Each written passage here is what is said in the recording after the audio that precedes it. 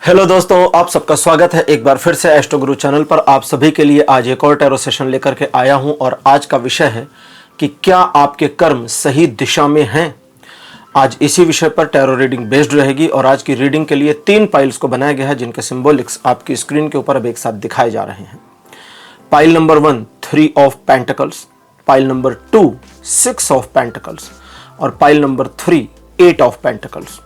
Pentacles house के 3 cards आपके सामने आपकी स्क्रीन पर एक साथ शो आउट किए जा रहे हैं। तीनों में से जो अच्छा लगे उसे अपने पाइल की सिंबॉलिक मानिए, अकॉर्डिंगली आज की रीडिंग को देखिए, ये आपके साथ रेजोनेट भी करेगी। अगर बाई चांस आप इन कार्ड्स को चूज नहीं कर पाते, कंफ्यूज हो जाते हैं, तो पाइल के नंबर 1 2 3 के अकॉर्डिंग भी चूज कर सकते हैं, वो भी आपके साथ रेजोनेट करेगी। मैं आपको बता दूं कि ये जो रीडिंग है ये जनरल और टाइमलेस रीडिंग है, तो आप इसे जब से देख रहे हैं, पहली बार जब से देख रहे हैं, ये वहां से रेजोनेट करना शुरू कर देगी। हर बार की तरह इस बार भी टाइम स्टैम्प्स को डिस्क्रिप्शन और कमेंट सेक्शन दोनों जगह पोस्ट किया गया है ताकि आपको सुविधा रहे। अपनी पाइल की रीडिंग पर डायरेक्ट पहुंचने के लिए टाइम स्टैम्प पर क्लिक करिए, वीडियो आगे चला जाएगा और डायरेक्ट आप अपनी पाइल की रीडिंग पर पहुंच जाएंगे। मुझसे आज जो लोग पहली बार जुड़े हैं उनका एस्ट्रो गुरु चैनल पर मैं बहुत बहुत स्वागत करता हूं। आप सभी इस चैनल को सब्सक्राइब जरूर करिए, बेल आइकन भी प्रेस करिए, क्योंकि जब आप बेल आइकन को प्रेस करते हैं तो नए वीडियोस की नोटिफिकेशन आपके फ़ोन पर आनी शुरू हो जाती हैं। और मेरे रेगुलर व्यूवर्स और सब्सक्राइबर्स, आप सभी के सहयोग और प्यार के लिए बहुत बहुत आभार। आगे बढ़ने से पहले आपको बता दूं कि मैं एक प्रोफेशनल एस्ट्रोलॉजर, एक प्रोफेशनल टैरो रीडर भी हूं। तो आपकी स्क्रीन पर यह नंबर जो आ रहा है, इसके ऊपर आप संपर्क कर सकते हैं। अगर आपको अपने लिए एक पर्सनल टैरो रीडिंग सेशन चाहिए या अपनी कुंडली मुझे दिखाना चाहते हैं, ये व्हाट्सअप नंबर है, तो इस पर कॉल नहीं करना है, इस पर मैसेज करिए। मैसेज के थ्रू सारी इन्फॉर्मेशन मेरी टीम मेंबर आपको प्रोवाइड करेगी और आपकी हेल्प करेगी मेरे साथ आपके सेशन को बुक करने में। तो चलिए आज की रीडिंग को शुरू करते हैं और आपकी पाइल में मिलते हैं।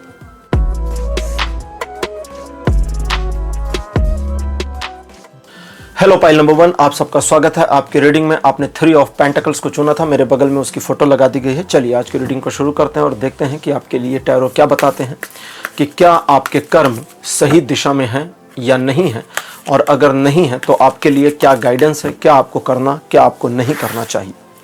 आपके लिए पहला कार्ड अपीयर हुआ है 5 ऑफ वॉन्ड्स।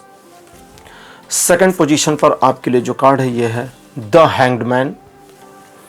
कार्ड नंबर 3 आपके लिए है 9 ऑफ सोर्ड्स। फोर्थ पोजीशन पर आपके लिए है जजमेंट और अंतिम कार्ड आपके लिए अपीयर है टेम्परेंस। आपके कर्म सही दिशा में हैं या नहीं है, आज हमारी रीडिंग का यही विषय है। और कार्ड जो इन्फॉर्मेशन दे रहे हैं उसमें पहली इन्फॉर्मेशन आपके लिए आती है कि आप अपने जीवन में दूसरों के बिहेवियर से ज़्यादा परेशान हैं। दूसरों के व्यवहार, दूसरों के तौर तरीके, दूसरे व्यक्ति आपको जिस तरह से मैनेज करते हैं, मैनिपुलेट करते हैं, आपको उस चीज़ से काफ़ी तकलीफ होती है। कई बार आप एक ऐसी सिचुएशन का सामना कर जाते हैं जहां आपको बाद में फील होता है कि मुझे इसमें इन्वॉल्व नहीं होना चाहिए था, इस सिचुएशन में मुझे नहीं लगना चाहिए था, लेकिन फिर वो हो गई और चूंकि पास्ट हो गया तो फिर बात खत्म। दूसरा, आप लोगों पर भरोसा करते हैं और लोग आपके विश्वास से विश्वासघात करने में जरा भी देर नहीं करते। अब आपका लोगों पर से विश्वास ऐसा दिखता है कि उठता जा रहा है और काफ़ी हद तक अपना सेल्फ कॉन्फिडेंस भी आपने कमज़ोर किया है। लेकिन वर्तमान में अगर आप इस रीडिंग को जब से देख रहे हैं, जब पहली बार देख रहे हैं, तो आपने ध्यान दिया होगा कि पिछले कुछ 15 दिन या महीने भर से चीज़ें एक अलग तरह से मूव कर रही हैं, जिसे आप कई बार समझा नहीं सकते, समझा नहीं पाएंगे। तो इसे आसान करते हैं कि कुछ पैटर्न में अपने जीवन के आपने चेंजेस देखे होंगे, जीवन का जो आपका पैटर्न उसमें थोड़े परिवर्तन देखे होंगे। ये परिवर्तन अभी चल रहे हैं, चलते रहेंगे। आप इस रीडिंग को जब पहली दफ़ा देख रहे हैं वहाँ से लगातार 3 महीने तक ये परिवर्तन चलेंगे। पिछले 15 दिन से कंटिन्यू होगा या 1 महीने से कंटिन्यू होगा, तो जितने दिन से भी आप इसको माने मोटा मोटा, वहाँ से तो मान करके चलें कि अभी 2-2.5 महीने तक और परिवर्तन का संयोग चलेगा। इस परिवर्तन की वजह से आप देखेंगे, आपने हो सकता है देखा भी हो कि काफ़ी सारी चीज़ें ऑटो बैलेंस हुई हैं, ऑटो मैनेज्ड भी हुई हैं। सिचुएशन आपके नियंत्रण में या आपके समक्ष पुनः एक अपॉर्चुनिटी के रूप में, एक अवसर के रूप में उत्पन्न भी हुई है, आई भी है। उन मामलों में जहां आपने काफ़ी सारी गलतियां कर दी थी या आपसे हो गई थी या आपसे करा दी गई थी, उस तरह की हर नेगेटिविटी से ओवरकम करने, बाहर निकलने की एक पॉसिबिलिटी, एक अपॉर्चुनिटी आपको दिख भी रही होगी और ये सब चीज़ें आपके जीवन को बैलेंस करती जाएगी। आज का विषय है कि आपके कर्म सही दिशा में हैं, तो उसका उत्तर है नहीं, अभी नहीं। आपको अपने कर्म यदि सही दिशा में रखने हैं, आपके कर्म सही दिशा में नहीं है का मतलब अब ये नहीं कि जितने कर्म कर रहे हैं सारे। इस रीडिंग को आप जिस परिप्रेक्ष्य में देख रहे हैं, जिस विषय पर देख रहे हैं, उस विषय पर आपके कर्म सही दिशा में नहीं है। इसका ये मतलब नहीं कि आप कोई दुष्कर्म कर रहे हैं या आपका बैड कर्मा बन रहा है, ऐसा नहीं है। बस सही दिशा में नहीं है, गलत दिशा में है तो आपको बेनिफिट्स नहीं मिलेंगे। अब आपको सुधारने के लिए क्या करना है उसको समझें। सबसे पहले स्वयं की एक योजना बनाएं, स्वयं की योजना पर स्वयं कार्य करें, दूसरों को उसमें इन्वॉल्व ना करें। और अगर दूसरों को इन्वॉल्व करना है तो उन्हें अपनी पूरी योजना बताने की बजाय बस उतना ही पार्ट बताइए जितना उनको जानने के लिए आवश्यक है। अपनी पूरी योजना खोलकर नहीं रखनी है। अगली चीज़ ये कि दूसरों पर भरोसा करने की बजाय उनको टास्क देना, काम देना ज़्यादा फायदेमंद रहेगा। उदाहरण के लिए आप किसी व्यक्ति के ऊपर विश्वास करते हैं कि मेरा काम ये व्यक्ति कर देगा और वो व्यक्ति आपको धोखा दे दे या काम ना करे तो आपको नुकसान होगा। लेकिन इसकी बजाय आप उसको कार्य दे दें, यानी आप हायर करें कि मेरा फलाना काम आप करिए, आपको हम इतना लाभ देंगे। लाभ किसी भी विषय में, किसी भी चीज़ में हो सकता है, धन में या किसी भी चीज़ में। तो चूंकि अब ये एक सौदेबाजी हो गई, इसलिए दूसरा व्यक्ति आपको धोखा दे इसकी पॉसिबिलिटी कमज़ोर होती चली जाएगी और आपके लिए चीज़ें सुचारू रूप से, सम्यक रूप से चलनी शुरू होंगी। पुराने मामलों में, पुरानी बातों में, जिन चीज़ों में नकारात्मकता रही, आपके साथ धोखा हुआ, आपके साथ छल कपट बेईमानी सब कुछ हुई, उन सारी बातों में जहां आपने गलतियां करी, आपका अपना एक ईगो हर्ट हुआ, आप स्वयं में स्वयं के प्रति निराशा व्यक्त करते रहे, आपने गलतियां करी और अब आप निराशा में हैं उस पुरानी बातों को सोचकर, तो रीडिंग कहती है कि उन बातों को जाने दीजिए, उन बातों से अब आगे बढ़िए, क्योंकि जीवन में बहुत कुछ नया आने वाला है। उसका रीज़न यह है कि ये जो छोटे से परिवर्तन का संयोग अभी वर्तमान में आपके जीवन में चल रहा है, ये आने वाली परिस्थितियों में चीज़ों को और बेहतर और आपके लिए फेवर में और संतुलन में ले आएगा। आज की हम ओरेकल डेक ले लेते हैं ताकि थोड़ी एडिशनल इन्फॉर्मेशन मिल सके। और आज की ओरेकल डेक है ओरेकल यौगिक पाथ। देखते हैं ओरेकल डेक हमें क्या इन्फॉर्मेशन देते हैं, एडिशनल क्या जानकारी निकल कर आती है कि आपको और क्या करना चाहिए, या जितना बताया गया उतना ही सही है और नहीं करने की जरूरत। पहला कार्ड आपके लिए है सत्व। सेकंड पोजीशन पर आपके लिए देवी ललिता त्रिपुर सुंदरी। कार्ड नंबर 3 आपके लिए है नियम। फोर्थ पोजीशन पर आपके लिए है प्रत्याहार और अंतिम कार्ड आपके लिए है विशुद्ध। अपने इमोशंस को कंट्रोल रखना। कुछ लोगों को बुरा लगता है आपके कार्य प्रणाली से, आपके डिसीजन से, आपके व्यवहार से, आपकी नई योजना से, आपके उन लोगों को मैनेज करने, हैंडल करने के तौर तरीकों से। तो ठीक है ना, लोगों को बुरा लगने दीजिए, आप सबको अच्छा लगाने की कोशिश मत करिए। मैं पहले भी अपने रीडिंग में कई बार कह चुका हूं कि हम इस दुनिया में हर एक को खुश नहीं रख सकते, क्योंकि सभी को खुश रखने के लिए फिर हमको आइसक्रीम बेचनी पड़ेगी, क्योंकि आइसक्रीम खा के सभी खुश हो जाते हैं। आपको कोई ऐसा मिला कभी जो आइसक्रीम खाने के बाद दुखी हुआ हो कि यार हमने तो आइसक्रीम खा ली, बड़ा अफसोस हो गया? नहीं, ऐसा नहीं। बीमारी में भी आइसक्रीम खाने तो भी खुश हो जाते हैं। तो we are not ice cream seller, हम आइसक्रीम बेचने वाले नहीं हैं, ठीक है। तो इसलिए दूसरों के इमोशंस की परवाह ना करके इस बात की परवाह करें कि मेरा खुद का इमोशन ना हर्ट होने पावे। इस मामले में आपको उन लोगों को थोड़ा उनके हाल पर भी छोड़ना पड़ेगा, अपने मामलों से उनको दूर भी करना पड़ेगा। चाहने के बावजूद कि हम इनको जानकारी दें, जानकारी नहीं देनी होगी और स्वयं पर एक नियंत्रण स्थापित करना होगा जो अभी तक आपने नहीं किया है। याद रखिएगा कि आप अपने आप में एक जेन्युइन पर्सन बनना चाहते हैं। जेन्युइन मतलब आप जैसे हैं वैसे रहना चाहते हैं, आप दिखावा नहीं करना चाहते और आपको बिल्कुल भी ये पसंद नहीं कि आप बनावटी और दिखावटी व्यवहार लोगों से करें। आपको अगर लग रहा होगा कि मैं कहूँगा कि बिल्कुल अच्छी बात है, तो नहीं, ऐसा नहीं है। मैं कहूँगा बिल्कुल बेवकूफ़ी वाली बात है। अगर आप जेन्युइन रहना चाहते हैं दुनिया में, तो इससे ज़्यादा इडियोटिक इस दुनिया में कुछ नहीं, क्योंकि दुनिया में कुछ भी जेन्युइन नहीं। आपका घर जेन्युइन नहीं, ईश्वर ने बना के दिया है क्या? वो तो आपने बनवाया होगा या बने बनाए मकान में रह रहे होंगे किसी के किराए पर। तो जेन्युइन तरीके से तो कोई घर भी हमारा ईश्वर ने नहीं दिया, ठीक नहीं दिया ना ईश्वर ने। और अगर आप कहेंगे कि भाई ईश्वर ने हमें घर बनाने की शिक्षा दी है, तो हम बना रहे हैं। जैसे पंछियों को घोंसला बनाने की शिक्षा ईश्वर ने दी, तो एक प्रजाति के पंछियों के घोंसले एक तरह के होते हैं, इंसानों के घर अलग अलग तरह के, तो वो हमारा अपना दिमाग हो जाता है, ठीक है, वो फर्क हो गया। फिर अगली चीज, हम जो वस्त्र पहनते हैं, हम वो भी हमारी इनजेन्युइनिटी का प्रतीक हो जाता है। हम जैसे हैं वैसे थोड़ी ना रहना चाहते हैं, हम तो अपने को ढकना चाहते हैं, दूसरे ढकने में भी आडंबर करना चाहते हैं, सुंदर कपड़े पहनना चाहते हैं। कुछ भी पहन के थोड़ी ना, आप जो टी शर्ट घर में पहन के घूम रहे होते हैं वही पहन के शादियों में थोड़ी चले जाते हो। तो जेन्युइन रहने की कोई बहुत ज़्यादा आवश्यकता नहीं है। इवन आप तो अपने बाल भी जेन्युइन नहीं रखते, कंगी वंगी करके तेल वेल पानी जो भी जेल वेल लगा के संवार के सुंदर बना के रखते हैं आप। तो कुछ भी जेन्युइन नहीं है इस दुनिया में, ठीक है। श्रृंगार और बनाव आवश्यक है। हमारे ईश्वर को देखिए, आभूषणों से पटे पड़े हैं। भगवान विष्णु को देखिए, किसी प्रकार की कोई कमी नहीं। जगन्नाथ है, जगन्नाथ को किसी प्रकार की कमी हो तो फिर क्या ही फायदा। तो यहां पर रीडिंग कहती है कि आप अपने को ट्रुथफुल बनाए रखने के चक्कर में, कि मैं सही और सही नजर आऊं, इस चक्कर में आपने जितना कबाड़ा अपना अब तक कर लिया है, अब उसे तिलांजलि देकर के आगे बढ़ जाइए। आगे देवी कहती हैं कि आपका ईश्वर के ऊपर विश्वास तो है लेकिन कमजोर हुआ है। कमजोर इस सेंस में हुआ है कि आपके विश्वास में डाउट दिख रहा है, तो उस डाउट को हटाइए।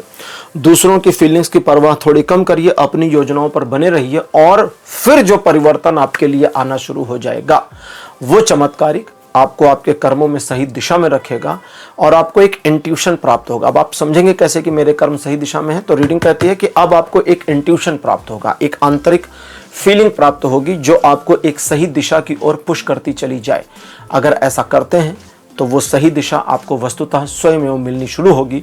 वर्तमान में आपके जीवन में जो पैटर्न चेंज हो रहा है ईश्वर के द्वारा, वो आपके कर्मों को सही दिशा में धकेलने के लिए हो रहा है। तो छोटे मोटे परिवर्तन, उन्हें स्वीकार करिए। वर्तमान में सही दिशा में नहीं है लेकिन अभी आ सकते हैं, देर नहीं हुई है, इस पर काम करिए।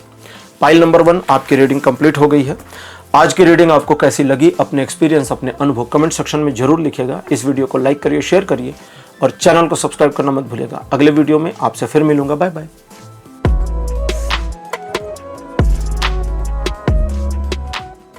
हेलो पाइल नंबर 2, आप सबका स्वागत है आपकी रीडिंग में। आपने 6 ऑफ पेंटिकल्स को चुना था, मेरे बगल में उसकी फोटो लगा दी गई है। चलिए आज की रीडिंग को शुरू करते हैं और देखते हैं कि टैरो इस पर क्या कहते हैं, कि क्या आपके कर्म सही दिशा में हैं या नहीं है, और अगर नहीं है तो उसके लिए आपको क्या करना चाहिए, गाइडेंस क्या है। पहला कार्ड आपके लिए 2 ऑफ कप्स, कार्ड नंबर 2 आपके लिए है द टावर, थर्ड नंबर पर स्ट्रेंथ, फोर्थ पोजीशन पर आपके लिए है नाइट ऑफ वॉन्ड्स, और अंतिम कार्ड आपके लिए अपीयर है एस ऑफ कप्स। कई बार हम कुछ गलत नहीं कर रहे, किसी का बुरा नहीं कर रहे, किसी का भला नहीं कर रहे, हम गलत निर्णय नहीं ले रहे, हम चीज़ों को सही ढंग से बनाए रखे हैं और उसके बावजूद नुकसान हो जाता है। तो बिना किसी गलती के, बिना किसी नकारात्मकता के एक नुकसान बुरी तरह का आप जीवन में झेल चुकी हैं। उस नुकसान में जो भी डैमेजेस या लॉसेस हुए वो अपनी जगह एक तरफ है, उसकी हम बात नहीं करेंगे। बात इसकी है कि उसके बाद आपने अपने आप को जिस तरह से मैनेज किया, संभाला और अपनी हिम्मत को बढ़ाया कि आप फिर से चीज़ों को मैनेज करके दिखाएंगे, कर लेंगे या कर लेंगी, वो काबिले तारीफ है। आपका जॉलीनेस, आपके अंदर का एक बचपना या कहें एक पॉजिटिव नेचर उस नकारात्मकता की भेंट भी चढ़ा, आपके व्यक्तित्व में एक परिवर्तन भी आया। आप थोड़ा ईगोइस्ट हुए या हुई, आप थोड़ा एंथुजियास्टिक भी हुए, आपके अंदर पैशन भी बढ़ा, आपके अंदर इरिटेशन भी बढ़ा, तो काफ़ी कुछ इंक्रीज कर गया। वर्तमान की सिचुएशन ऐसी दिखती है कि आप अपनी किसी योजना के बारे में पिछले काफ़ी समय से, लंबे समय से प्रयासरत हैं और योजना पर काम हो नहीं पा रहा है। अगर इस योजना पर सही दिशा में काम चल जाता है, बस इतना ही, तो आप भी मान लेंगे कि हाँ मेरे कर्म सही दिशा में हैं। वरना तो आप मान रहे हैं कि भाई हम सही दिशा में हो या ना हो, मेरे कर्म सही दिशा में हो या ना हो, आपका मानना यह होगा कि यार मेरे को रिजल्ट नहीं मिल रहा, तो मैं कैसे मानूं, कि कैसे समझूं कि मैं सही दिशा में हूं, सही कर्म कर रहा हूं या नहीं कर रहा। आप गलत नहीं हैं यहां पर, क्योंकि रिजल्ट का ना मिलना आपके लिए एक मानसिक तनाव जैसा दिख रहा है। रीडिंग कहती है कि आप सही दिशा में तो हैं लेकिन सही दिशा में चीज़ों को सही ढंग से साध पाने में थोड़ा परेशान हो रहे हैं, क्योंकि आप अपनी योजनाओं को मूर्त रूप नहीं दे पा रहे, कार्य नहीं कर पा रहे। सबसे पहली गलती कहाँ हो रही है, आप अपनी योजना के साथ अपने फ्यूचर के गोल, फ्यूचर के टारगेट के साथ बहुत ज़्यादा आसक्त हो गए हैं। ठीक है, बहुत ज़्यादा आसक्त हो गए हैं। आसक्ति बुरी नहीं है, ठीक है, लेकिन आवश्यकता से अधिक आसक्त होना भी नुकसानदेह होता है। यहाँ पर आप जब अपनी योजना, अब ध्यान दीजिएगा और पकड़िएगा चीज़ों को, जब आप अपनी योजना पर कार्य को प्रारंभ करते हैं तो आप अपने ही इमोशंस की वजह से डाउनफॉल पा जाते हैं, बार बार गिर रहे हैं। आपके इमोशंस हर एंगल पर, हर सब्जेक्ट पर, हर टॉपिक पर अलग लेयर ले सकते हैं। ऐसा नहीं है कि एक ही चीज़ रिपीट हो जाएगी। आप अपने इमोशंस की वजह से परेशान हो रहे हैं, तो आपको इस बात का थोड़ा ध्यान रखना होगा कि आप इमोशनल ना चलें बल्कि प्रैक्टिकल चलें। जब हम अपनी किसी योजना पर काम करते हैं और इमोशनल होते हैं तो हम उसे दिल पर लेकर काम कर रहे होते हैं और उसे दिल के बहुत करीब ले लेते हैं, जिसकी वजह से गलती होने की संभावना बढ़ती है। आपको जब प्रैक्टिकल चलना है तो आप उस योजना को सिर्फ एक कार्य मानिए कि मेरा ये काम है, मुझे ये काम इतना कंप्लीट करना है, आज का मेरा इतना टास्क है, मुझे ये कंप्लीट करना है, बस बात खत्म, फिर अगले दिन देखा जाएगा। और उस तरह से चीज़ें सुचारू अलग ढंग से हो जाएंगी। अब रीडिंग यहाँ कहती है कि आपकी योजना में कमी नहीं है, आप जिस तरह से उस योजना पर काम कर रहे हैं या उसे लागू कर रहे हैं, कमी उसमें है, उसे दूर करने की ज़रूरत है। और उस ज़रूरत में आपका आत्मविश्वास तो अच्छा है, लेकिन आप जो जल्दबाजी और शॉर्टकट की कोशिश कर रहे हैं वो चीज़ों को और ज़्यादा डैमेज कर रही है। इसलिए न शॉर्टकट लें, न जल्दबाजी लेने की कोशिश करें, न जल्दबाजी करने की कोशिश करें। आपका अपना एंथुजियाज्म एनफ है इस कार्य में, इस मामले में आगे बढ़कर ले जाने में आपको, और सही तरीके से आपको अपने कर्मों में सफलता प्राप्त कराने में। तो आज की हमारी रीडिंग पाइल नंबर 2 जो है ये इस तरह से फॉल करेगी कि आप अपने कर्मों के मामले में पॉजिटिव और नेगेटिव दोनों के बीच में है, एक मध्य स्थान पर आ गए हैं, और इस मध्य स्थान से आपको पॉजिटिव की ओर ही मुड़ना है, नेगेटिव की ओर नहीं। आज की ओरेकल डेक ले लेते हैं जो है ओरेकल यौगिक पाथ, और देखते हैं कि ओरेकल डेक हमें क्या इंफॉर्मेशन देती है एडिशनल।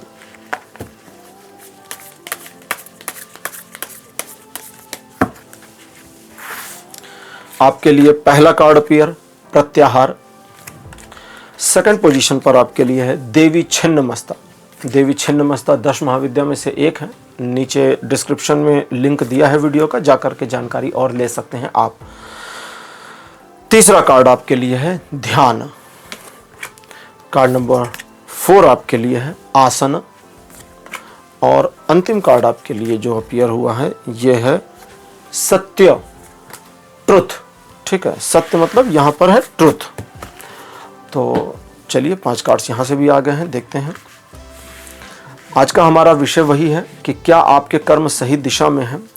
जब आप चीज़ों में इमोशनल हो जाते हैं तब एक गलत निर्णय होने की संभावना बढ़ जाती है। देवी छिन्नमस्ता, देवी छिन्नमस्ता माता पार्वती का एक स्वरूप है।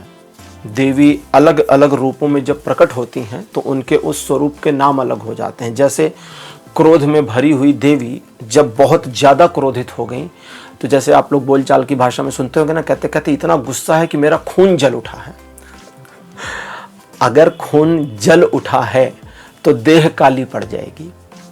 तो क्रोध इतना था कि देवी का खून जल उठा, ज्वलनशील हो गया और देह काली हो गई, तो उनका नाम काली हो गया। वो काली ऐसा नहीं है कि काली कोई अलग देवी है, वो देवी पार्वती का ही स्वरूप है।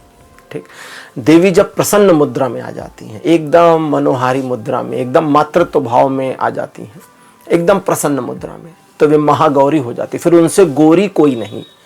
गौरी जो नाम है ये गौर वर्ण, गौर वर्ण मतलब गोरा रंग, गोरा रंग के कारण गौरी नाम है। ठीक है, तो ऐसे ही देवी का एक नाम है छिन्नमस्ता। छिन्नमस्ता मतलब जिसका मस्तक छिन्न हो गया हो, कट गया हो, अलग हो गया हो।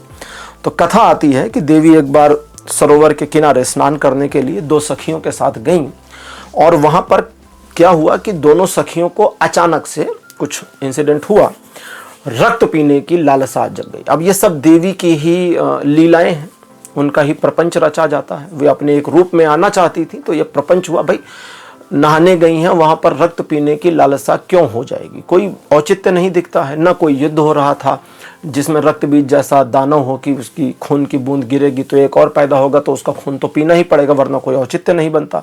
तो वहां पर रक्तपान जायज है। यहाँ तो रक्तपान की जरूरत भी नहीं थी, लेकिन दोनों सखियों का रक्त पीने का मन हुआ और उन्होंने कहा कि देवी रक्त पीने की इच्छा है। उन्होंने कहा नहा धो चलते हैं, फिर कुछ व्यवस्था करते हैं, देखते हैं कैसे होता है। दोनों पीछे पड़ गई, नहीं नहीं हमें तो जल्दी है, हमें तो अभी क्षुधा है। क्षुधा मतलब प्यास अभी लगी है, आप बाद में देंगी तब तो फिर हमारी ये प्यास ही खत्म हो जाएगी, फिर इसका अर्थ क्या रह जाएगा। देवी ने दोबारा तिबारा 4 बार समझाया, उन दोनों नहीं मानी। फिर दोनों उलाहना देने लगी, ताने मारने लगी कि कैसी माता हो, जगत की माता हो और पुत्रियों की छोटी सी चाहत भी नहीं पूरी कर पा रही। बस इतने से देवी को क्रोध आ गया, उन्होंने तलवार निकाली और अपना गला काटा। एक झटके में काटा और सिर उछल करके जब उड़ा तो उन्होंने अपने एक हाथ में अपना सिर पकड़ लिया और उनके गले से रक्त की 3 धाराएं निकली, 2 सखियों के मुख में, एक देवी के कटे हुए सिर के मुख में। तो उसी स्वरूप को छिन्नमस्ता कहते हैं। देवी छिन्नमस्ता की कहानी सुनाने के पीछे आज का औचित्य क्या है? ऐसा नहीं कि यूं ही सुना रहा था, औचित्य है, कारण है। औचित्य यह है कि दूसरे की क्षुधा शांत करने के लिए देवी को अपना मस्तक काटना पड़ गया, अपना मस्तक काटना पड़ गया दूसरे की क्षुधा शांत करने के लिए। तो देवी अपने इस स्वरूप में यह दिखाना चाह रही थी कि दूसरे की प्यास आपका गला कटवा सकती है, इसलिए दूसरे की बात को कितना मानना है और कितना नहीं मानना है ये जरा आपको भी ध्यान देना होगा। दूसरा व्यक्ति थोड़ा पेशेंस भी रख सकता है, सखियां धैर्य रख सकती थी कि ठीक है माता, हम स्नान करने आए हैं, पहले नहा लेते हैं, फिर चलते हैं अच्छे से कपड़े पहनकर, फिर देखते हैं क्या पीना, क्या खाना, क्या करना है ना, फिर वो बाद का पार्ट हो जाता। लेकिन वहीं पर अब प्यासी लगी थी तो पानी पी लेती, लेकिन नहीं, वो एक सिचुएशन ऐसी बना दी उन लोगों ने। हो सकता है सखियों ने देवी को परखने के लिए बना दिया कि यहाँ तो कोई ना इंसान दिख रहा ना कोई जानवर, ये रक्त लाएंगी कहाँ से, और अगर मुझे मार के मेरा ही रक्त निकाला तब तो फिर मतलब नहीं बनता। तो हो सकता है देवियां परीक्षा भी ले रही हों, दोनों सखियां। तो देवी का जो ये स्वरूप है ये हमें यही सिखाता और बताता है कि दूसरे के सेटिस्फैक्शन के लिए अपना नुकसान और अहित करना कोई बहुत बड़ी समझदारी नहीं है, ठीक। क्योंकि आप देवी पार्वती नहीं है कि आपको छिन्नमस्ता रूप में प्रकट होना है और आप एक लीला रच रहे हैं, नहीं करना है। यहां पर रीडिंग कहती है कि आपके कर्म सही दिशा में हो, इसके लिए आपको अपने पर फोकस करना होगा, दूसरों पर से फोकस हटाना होगा।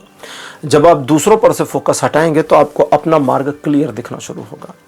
दूसरा, इसमें जो ध्यान का कार्ड और प्रत्याहार शब्द से समझाऊं, आहार प्रत्याहार। आहार मतलब जो हम आहार लेते हैं भोजन, प्रत्याहार मतलब आहार के बिना उपवास, एक तरह से समझे, है ना। व्रत और उपवास में अंतर है। व्रत में हम पर्टिकुलर अनाज नहीं खाते, नमक नहीं खाते, या ऐसी चीजें हैं ना अवॉइड करते कि हम ये चीजें आज नहीं खाएंगे, ये चीजें खाएंगे, तो वो व्रत हुआ। कि हम संकल्प में है कि हम फलाना चीज नहीं खाएंगे, लेकिन फला चीज खा लेंगे, तो ये संकल्प है, व्रत है। उपवास हम खाएंगे ही नहीं।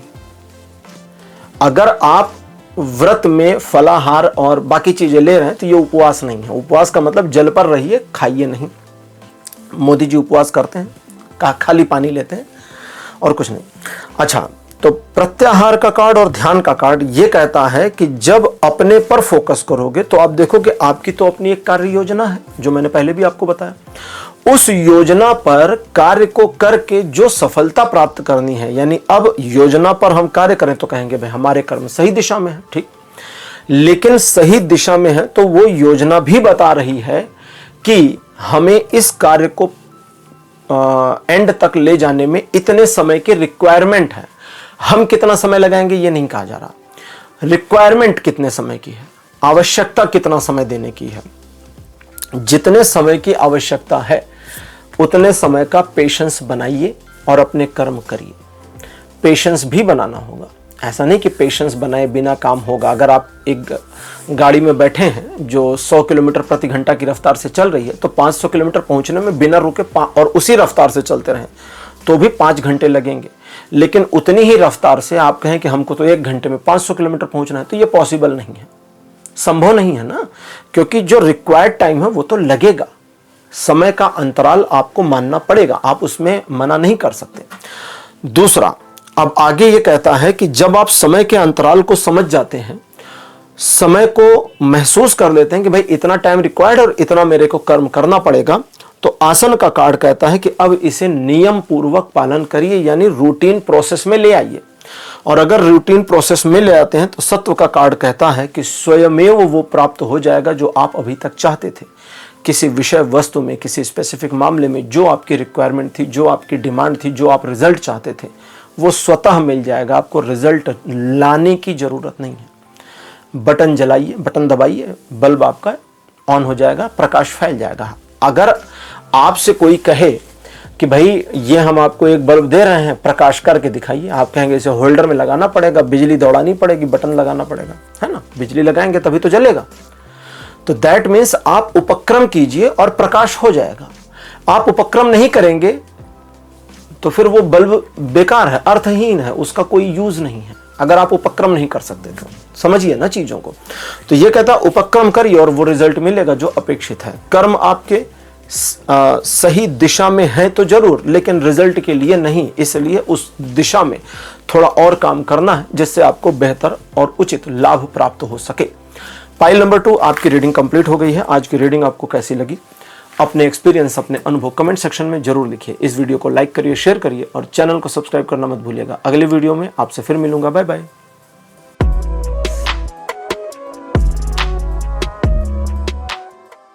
हेलो पाइल नंबर 3, आप सबका स्वागत है आपकी रीडिंग में। आपने 8 ऑफ पेंटिकल्स को चुना था, मेरे बगल में उसकी फोटो लगा दी गई है। चलिए रीडिंग को शुरू करते हैं और देखते हैं कि आपके कर्म क्या सही दिशा में हैं या नहीं है, और टैरो इस पर क्या गाइडेंस आपके लिए दे रहे हैं। कार्ड नंबर 1 आपके लिए अपीयर है 9 ऑफ कप्स। सेकंड पोजीशन पर आपके लिए जो कार्ड है ये है 10 ऑफ कप्स। कार्ड नंबर 3 आपके लिए है द सन। फोर्थ पोजीशन पर आपके लिए है किंग ऑफ सोर्ड्स और अंतिम कार्ड आपके लिए है जस्टिस। एक लाइन में कहें तो आपके कर्म सही दिशा में हैं, लेकिन उसके बावजूद समस्या यह है कि आप बहुत अधीर हैं, इम्पेशंस हो गए हैं। ये जब इम्पेशंसनेस आ जाती है तो आपके कर्म सही दिशा में क्यों ना हो, आपको अपेक्षित रिजल्ट समय पर नहीं प्राप्त होता।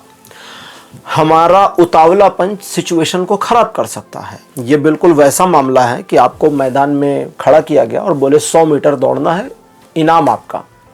कोई कंपटीशन में नहीं है, अकेले दौड़िए, इनाम आपका।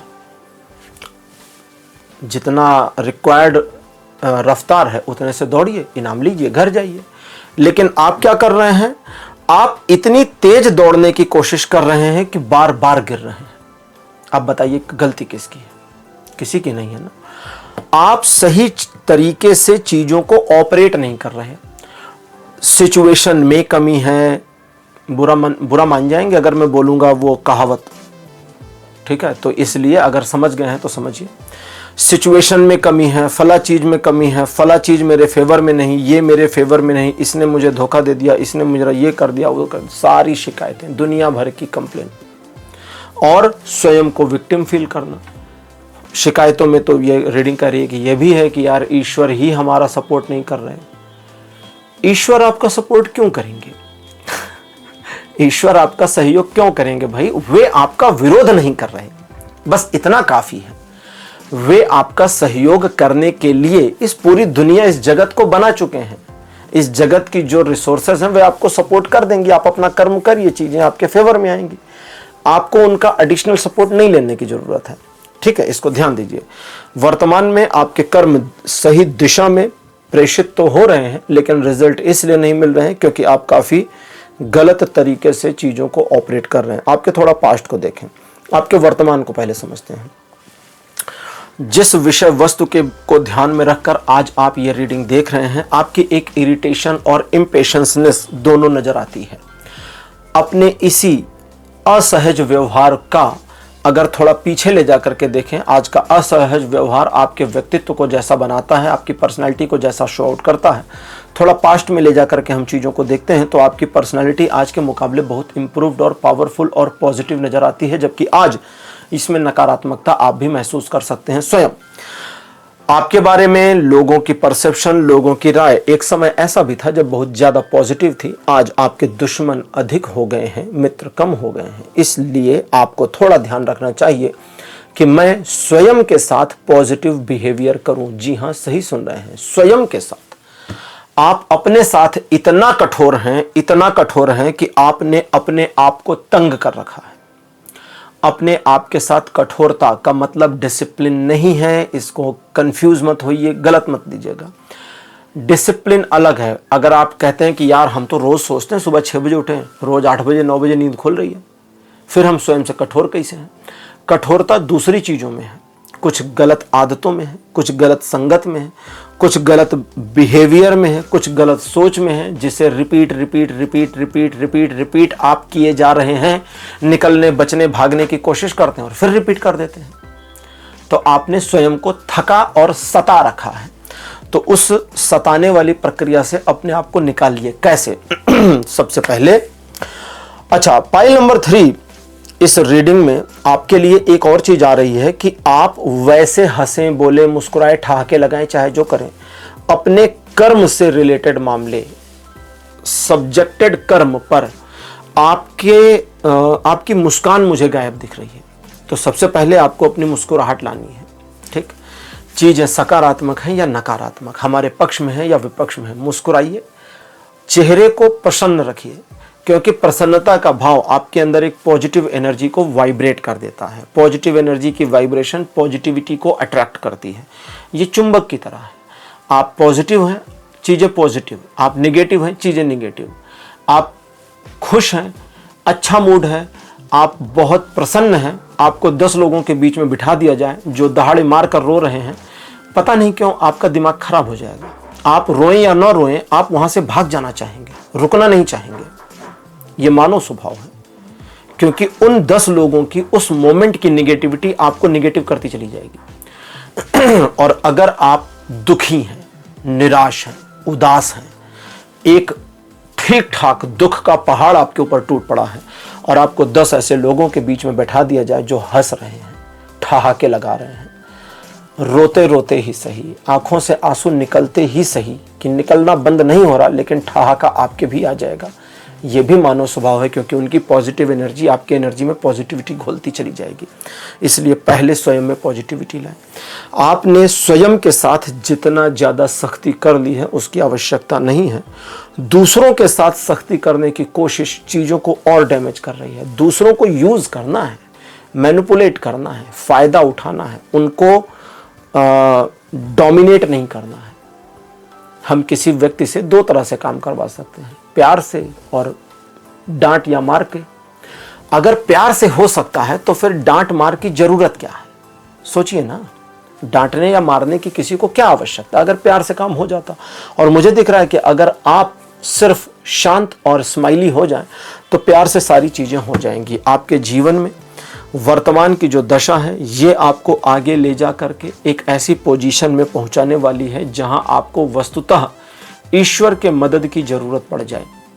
मैं इसे दया की स्थिति कहूँगा कि एक मर्सीफुल पोजीशन में पहुंच जाए। ये बुरा है, गंदा है, घटिया है। मैं कभी नहीं चाहता कि किसी को भी दया की आवश्यकता पड़े। मैं किसी पर दया नहीं करना चाहता और न मैं चाहता हूं कि आप ऐसी स्थिति का सामना करें जहां आप ये देखें कि मेरी स्थिति दयनीय हो गई है। नहीं, दयनीय स्थिति में मत पहुंचिए, स्वयं को मैनेज करिए। आज की ओरेकल डेक लेते हैं, थोड़ी एडिशनल इंफॉर्मेशन भी ले लें। पाइल नंबर 3 आपके लिए आज की ओरेकल डेक है, ओरेकल यौगिक पाथ, और देखते हैं इसमें क्या इंफॉर्मेशन और आपके लिए आती है। पहला कार्ड आपके लिए है कर्म। सेकंड नंबर पर आपके लिए जो कार्ड है ये है पित्त। कार्ड नंबर 3 आपके लिए है स्वाध्याय। 4th नंबर पर आपके लिए है आत्मन, और अंतिम कार्ड आपके लिए अपीयर है समाधि। कर्म पहला कार्ड, पित्त दूसरा कार्ड। 2 कार्ड मिलकर कहते हैं कि उस कर्म में इन्वॉल्व हो जो आपके अंदर एंजाइटी ना बनाए। पित्त का कार्ड इसको आसान भाषा में समझें तो आप एंजाइटी समझ लीजिए। स्वयं में एक एंजाइटी ना बने, इसका ध्यान रखिए। तो कर्म को उस दिशा में बनाइए जहां ये एंजाइटी ना बने, नंबर 1। और नंबर 2, अब आपके लिए आ रहा है कर्म सही दिशा में है, लेकिन ऑपरेट कैसे करना है। अपने कर्म को इस तरह करने की कोशिश करिए कि एक ऐसे रूटीन प्रोसीजर में आ जाए जहां आपका एफर्ट कम लगे, काम ज्यादा हो। अगर आज आपको इस रीडिंग को सुन के लग रहा है कि यार ये कैसे पॉसिबल है कि एफर्ट कम लगे, काम ज्यादा हो, तो जो कहा पहले वो करिए, रूटीन प्रोसीजर में आइए और डिसिप्लिन में रूटीन को रोटेट करिए और फिर देखिए वो अपने आप हो जाएगा।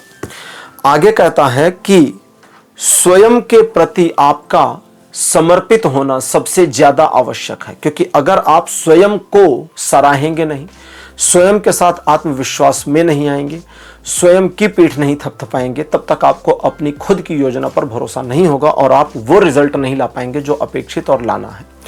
आगे रीडिंग कहती है कि आपको इसके लिए पेशेंस बनाए रखना है, आपके मनोभावों को हाइड करना है, दुनिया को जेन्युइनिटी नहीं दिखानी है कि मैं नाराज हूं, नहीं।